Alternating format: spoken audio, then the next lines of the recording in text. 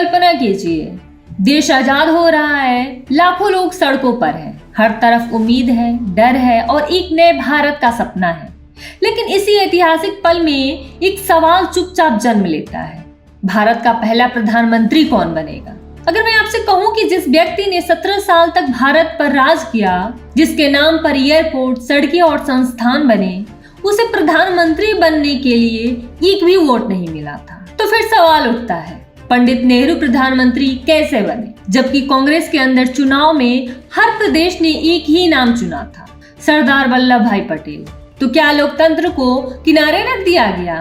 क्या गांधी जी का फैसला देश के भविष्य से बड़ा था?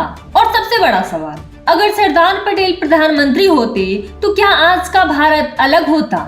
अगर आप सब जानना चाहते हैं तो हमारी वीडियो को अंत तक देखिए, चैनल को सब्सक्राइब कीजिए, क्योंकि यहाँ इतिहास पर सवाल पूछे जाते हैं। 1946 ब्रिटिश साम्राज्य अपने आखिरी दिन गिन रहा था, देश आजादी के करीब था, लेकिन उसी वक्त भारत के भविष्य को लेकर एक खामोश जंग चल रही थी कांग्रेस के अंदर। सवाल सिर्फ इतना नहीं था कि भारत आजाद होगा या नहीं, सवाल ये था कि आजाद भारत को लीड कौन करेगा। कांग्रेस का नियम बिल्कुल साफ था, जो कांग्रेस अध्यक्ष बनेगा वही देश का प्रधानमंत्री बनेगा, और यह फैसला होता था किसी एक नेता के कहने से नहीं, बल्कि प्रदेश कांग्रेस कमेटी की वोटिंग से।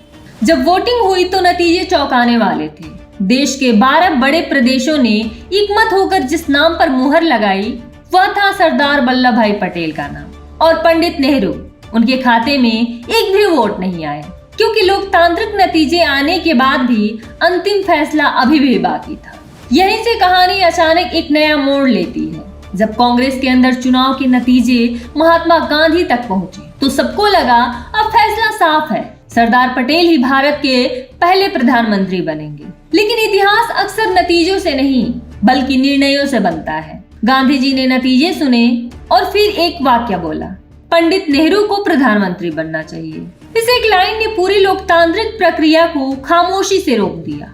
कि क्या गांधी जी को लोकतंत्र पर भरोसा नहीं था, या उन्हें डर था कि अंतर्राष्ट्रीय मंच पर पटेल की शक्ति भारत को नुकसान पहुंचा सकती है? और सबसे बड़ा सवाल, क्या सरदार पटेल ने विरोध किया? नहीं, देश के लिए सब कुछ छोड़ देने वाले सरदार पटेल ने यहाँ भी देश को चुना। उन्होंने खुद पीछे हटते हुए कहा, अगर जवाहरलाल नेहरू चाहते हैं तो मैं हट जाऊंगा। और यही था इतिहास का सबसे भारी मोड़। अब सवाल ये नहीं था कि वोट किसे मिले, सवाल ये था कि भारत को दुनिया के सामने कौन पेश करेगा। एक तरफ सरदार पटेल और दूसरी तरफ पंडित जवाहरलाल नेहरू। सरदार पटेल देश के अंदर भारत को जोड़ रहे थे, 562 रियासतें, सख्त फैसले, लोहे जैसे अनुशासन। लेकिन नेहरू की ताकत कुछ और थी। वो अंग्रेजी में सोचते थे, पश्चिमी दुनिया उन्हें समझती थी, और समाजवाद का सपना उन्हें आधुनिक भारत का चेहरा बनाता था। गांधी जी ने पंडित नेहरू में अपने विचारों की अगली पीढ़ी देखी, एक ऐसा नेता जो युवा था, आदर्शवादी था और आजाद भारत को पुरानी परंपराओं से निकालकर नई दुनिया से जोड़ सकता था। यहीं से पंडित नेहरू सिर्फ एक नेता नहीं बल्कि भारत की पहचान बन गए। अब जरा इतिहास को पलटकर सोचिए, अगर 1947 में प्रधानमंत्री की कुर्सी पर सरदार वल्लभ भाई पटेल बैठे होते तो भारत कैसा होता? ये सिर्फ कल्पना नहीं है, ये पटेल के अब तक के फैसलों पर आधारित अनुमान है। कश्मीर का मुद्दा शायद संयुक्त राष्ट्र तक पहुंचता ही नहीं। पटेल कागजों से नहीं, जमीन पर फैसले लेने में विश्वास रखते थे।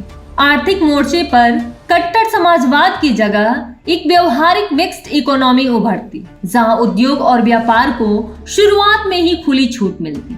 सरदार पटेल सत्ता से नहीं, सिस्टम से देश चलाते थे। अब यहाँ एक सवाल पूछना जरूरी है कि क्या भारत का पहला प्रधानमंत्री सच में लोकतांत्रिक तरीके से चुना गया था? जवाब आसान नहीं है, क्योंकि सच 2 हिस्सों में बटा हुआ है। अंतिम फैसला मतों से नहीं, एक व्यक्ति की इच्छा से तय हुआ। गांधी जी का कद इतना बड़ा था कि उनके सामने कोई वोट, कोई नियम, कोई बहस टिक नहीं पाई। यहीं से भारत की राजनीति में एक नई परंपरा शुरू हुई, जहां चुनाव से ज्यादा हाई कमांड मायने रखने लगा। पंडित जवाहरलाल नेहरू प्रधानमंत्री बने, कानूनी रूप से सही लेकिन नैतिक सवालों के साथ। और यही सवाल आज भी हमारे लोकतांत्रिक राजनीति का पीछा करता है। लेकिन एक सच्चाई किसी बहस से ऊपर है, भारत की सबसे ताकतवर कुर्सी, भारत के पहले प्रधानमंत्री की कुर्सी बिना एक भी वोट के तय हुई और शायद यहीं से भारत की राजनीति में एक नई परंपरा पैदा हुई, जहां जनमत से ज्यादा हाई कमांड अहम हो गया, जहां चेहरे चुने जाने लगे, प्रक्रिया नहीं। लेकिन सवाल आज भी जिंदा है, क्या हम नेताओं को चुनते हैं या हमें चुनने के लिए चेहरे पहले से तय कर दिए जाते हैं? अगर आपको लगता है कि इतिहास पर सवाल पूछना जरूरी है तो वीडियो को लाइक करें, शेयर करें और कमेंट में लिखें, पीएम कौन बनना चाहिए था, पंडित नेहरू या सरदार वल्लभ भाई पटेल?